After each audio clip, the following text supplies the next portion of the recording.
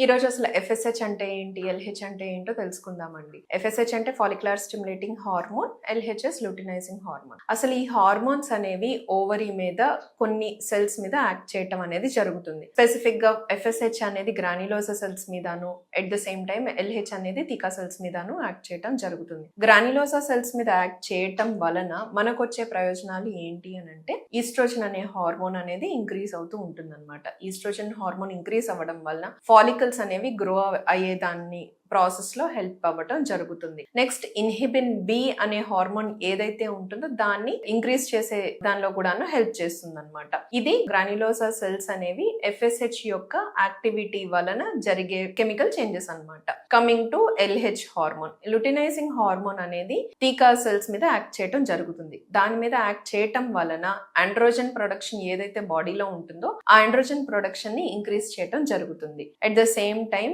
Ovulation ఏదైతే జరుగుతుందో, egg విడుదల అయ్యే ప్రాసెస్ ఏదైతే ఉందో దానికి ఎల్హెచ్ అనేది వెరీ వెరీ ఇంపార్టెంట్ అనమాట. ఎలా జరుగుతుంది అంటే, ప్రోటీయేసెస్ ని ఇంక్రీజ్ చేయటము, at the same time final maturation of the oocyte జరగటము, అట్ ద సేమ్ టైం ఈ ఎల్హెచ్ రిసెప్టార్స్ ఏవైతే ఉన్నాయో ఈస్ట్రోజన్ లెవెల్స్ ని ఇంక్రీజ్ చేయటము, ఈవెన్ థీకా సెల్స్ లో కూడాను ఈ చేంజెస్ వలన oocyte ఓవ్యులేషన్ అనేది జరుగుతుంది. తర్వాత maintenance of the endometrium, LH అనేది ఇంక్రీజ్ అవ్వడం వలన ఎండోమెట్రియం ని కూడాను మెయింటైన్ చేసేదానికి హెల్ప్ అవుతుంది అనమాట. ఇవి లుటినైజేషన్ అనే ప్రాసెస్ ఏదైతే గనక ఎగ్ విడుదల అయిపోయిన తర్వాత మనకి కార్పస్ లూటియం ఫార్మేషన్ ఏదైతే ఉంటుందో ఈ ప్రాసెస్ లో కూడాను మనకి హెల్ప్ అవుతుంది. ఇది బేసిక్ ఎఫ్ఎస్హెచ్ అండ్ ఎల్హెచ్ గురించి వెరీ బేసిక్ ఫిజియాలజీ. విమెన్ యొక్క ఫర్టిలిటీని స్మార్ట్ ఫోన్ యాప్స్ ఏవైతే ఉన్నాయో అవి కరెక్ట్ గా ప్రెడిక్ట్ చేయగలవా లేదా దాని గురించి డిస్కస్ చేద్దామండి. ఇప్పుడు మనకి అవైలబిలిటీలో అందుబాటులో చాలా యాప్స్ అనేవి ఉన్నాయి ఫర్టిలిటీని ప్రెడిక్ట్ చేయడానికి. అవి ఎంతవరకు అక్యురేట్ గా చేయగలుగుతున్నాయి అంటే,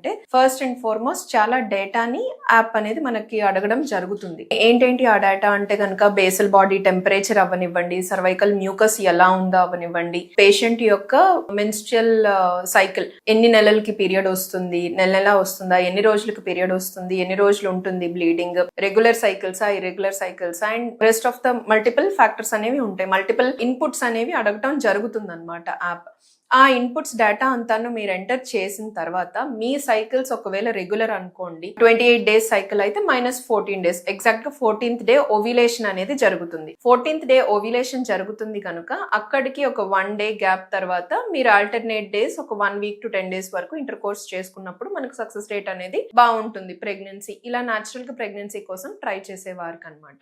బట్ ఈ యొక్క ఫ్యాక్టర్స్ ఒక్కటే మనము కన్సిడరేషన్ లోకి తీసుకుని అదే ఓవ్యులేషన్ టైం ఆ పీరియడ్ లో కనుక కలిస్తే మాక్సిమం సక్సెస్ రేట్ ఉంటుందా ప్రెగ్నెన్సీ రేట్ అంటే, అగైన్ అంత 100% అయితే కాదండి. మనకి రెస్ట్ ఆఫ్ ద ఫ్యాక్టర్స్ కూడా ఉంటాయి. అంటే ఏంటంటే హార్మోన్ టెస్ట్స్ ఉంటాయి, లేదు అని అంటే కనుక అల్ట్రాసౌండ్ ఉంటుంది. అల్ట్రాసౌండ్ అనేది 100% ఓవ్యులేషన్ జరుగుతుందా లేదా అన్నది మనకి అక్యురేట్ గా తెలుస్తుంది. ఫాలికల్ ఉందా లేదా, గ్రో అయిందా లేదా, అది రప్చర్ అవుతుందా లేదా అన్నది మనం ప్రెడిక్ట్ చేయగలుగుతాం. బ్లడ్ టెస్ట్ ఉంటాయి మనకి, ఎల్హెచ్ అని ఉంటుంది. ఎల్హెచ్ సర్జ్ అవుతుందా, బేసల్ లెవెల్ ఎంత ఉంది చూసుకుని దాన్ని బట్టి ఎల్హెచ్ అనేది ఇంక్రీజ్ అవుతుందా లేదా మనము మానిటర్ చేసుకోవచ్చు. At the same time progesterone values ని కూడాను బట్టి ఓవ్యులేషన్ జరిగిందా లేదా అన్నది ప్రెడిక్ట్ చేయడం అనేది మోర్ అక్యురేట్ గా జరుగుతుంది అనమాట. బ్లడ్ టెస్ట్ లో కానివ్వండి, లేదు అని అంటే స్కాన్ లో కానివ్వండి. బట్ ఈ యాప్ లో అయితే మాత్రం యాప్స్ ఏవైతే వాడుతున్నారో కొంతవరకు they can guide you correctly, but not 100%.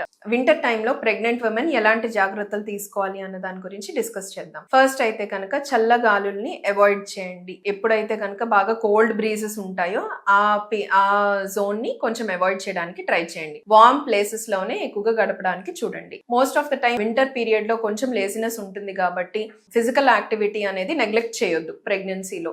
మీరు ఏవైతే యోగా కానివ్వండి లేదా యాంటీనేటల్ ఎక్సర్సైజెస్ ఏవైతే మీకు చెప్తారో ఆ ఎక్సర్సైజెస్ అన్ని కూడాను రెగ్యులర్ గా చేసినట్లయితే గనక మీకు నార్మల్ డెలివరీ అవ్వడానికి సాఫీగా జరుగుతుంది అనమాట. Next coming to hydration. చలికాలంలో ఎక్కువగా వాటర్ ఇంటేక్ అనేది తీసుకోవడం జరగదు. సో వాటర్ ఇంటేక్ అనేది ఆప్టిమమ్ గా ఉందా లేదా, 3 to 4 లీటర్స్ ఆఫ్ వాటర్ తీసుకుంటున్నారా లేదా, హైడ్రేషన్ బాగుందా లేదా అన్నది చూసుకోండి. నెక్స్ట్ ఫుడ్ కూడాను మీకు రొటీన్ గా ఎలాగైతే మీ డాక్టర్ డైట్ చార్ట్ ఇవ్వటం జరుగుతుందో మీ మెడికల్ కండిషన్ ని బట్టి అలా ప్రాపర్ గా ఇంటేక్ ఉంటుందా లేదా అన్న దాని మీద కూడా జాగ్రత్త తీసుకోండి. నెక్స్ట్ వచ్చేసరికి మీరు ఏదైతే కనుక కోల్డ్ కానీ కాఫ్ కానీ ఫ్రీక్వెంట్ గా ఏమైనా ఎఫెక్ట్ అయినట్లయితే కనుక మెడికేషన్ అనేది స్టార్ట్ చేసినట్లయితే, ఎర్లీగా స్టార్ట్ చేసినట్లయితే బెటర్ మీకు. నెక్స్ట్ వచ్చేసరికి స్కిన్ కేర్ అండి. చలికాలంలో ఎక్కువగా క్రాక్స్ రావడం గానీ, స్కిన్ బ్రేక్ అవ్వటం అలాంటిది ఎక్కువగా జరుగుతూ ఉంటుంది. సో, మాయిశ్చరైజర్ అప్లై చేసుకోవడము, అలా స్కిన్ కేర్ అనేది తీసుకోండి. Thank you.